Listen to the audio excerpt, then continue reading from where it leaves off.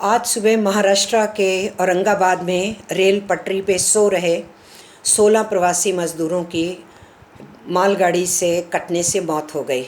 सबसे पहले मैं उस परिवार के सदस्यों को संवेदना देना चाहती हूं जिनके परिवारजन चले गए, और मैं रेलवे विभाग से, मंत्रालय से हर परिवार को 50 लाख रुपए के कंपनसेशन की मांग करती हूं।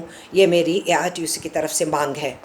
इसके अलावा मैं ये कहना चाहती हूँ कि CM योगी ने बोल दिया कि सड़कों पे मत चलो, तो फिर आप राज्यों के बॉर्डर्स बंद करवा देते हैं, सड़कों पे चलने नहीं देते हैं, लोगों को ट्रकों से उतार के, कंक्रीट मिक्सर से निकाल के, जंगलों में से चल रहे हैं वहाँ से पकड़ के, सड़क पे चल रहे हैं तो वहाँ से पकड़ के क्वारंटाइन कर देते हैं, और आप कह रहे हैं कि सड़कों पे मत चलो। उधर से कर्नाटका के CM ने अचानक ट्रेनें रद्द कर दी, और पूरे देश में हंगामा होने के बाद, ट्रेड यूनियंस की आवाज़ उठने के बाद फिर से उन ट्रेनों को आज चलाने के लिए कहा गया। तो ट्रेनों का आप इंतज़ाम नहीं करोगे, बसों का आप इंतज़ाम नहीं करोगे, और प्रवचन आएंगे कि मज़दूर सड़कों पे पैदल नहीं चले। सड़कों पे पैदल चलते हुए मज़दूर भूख से भी मरे हैं, और उसके साथ साथ वो सड़क हादसों में भी मरे हैं, और कुछ ने आत्महत्याएं भी करी हैं। ये सब कुछ हम देख ही रहे हैं। और दुख की बात तो ये है कि उड़ीसा के हाई कोर्ट का भी एक फ़ैसला आ गया कि भाई आप जो हैं हम नहीं आने देंगे राज्य के अंदर, उसका निर्णय लिया जाएगा। तो आज देश के अंदर जब इस प्रवासी मज़दूरों की विपदा के साथ पूरे देश को खड़ा होना चाहिए, उस समय पे प्रधानमंत्री का एक भी बयान नहीं आया।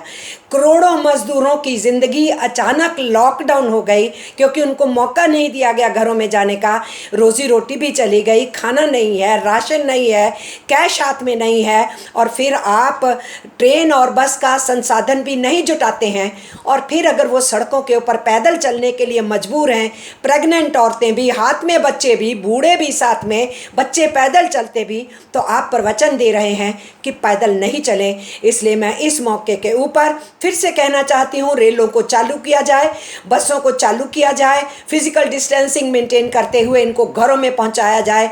इस वक्त मानवीय अधिकार की ये मांग है, श्रमिक कानूनों की ये मांग है। इतना ही कहते हुए, फिर से अपनी संवेदना व्यक्त करते हुए, फिर से अपनी कंपनसेशन की मांग दोहराते हुए, मैं आज इतनी ही बात कहना चाहती हूँ। मैं इन प्रवासी मजदूरों के साथ पूरे मुल्क से आह्वान करती हूँ, उनके साथ खड़े हो जाइए। जय हिंद।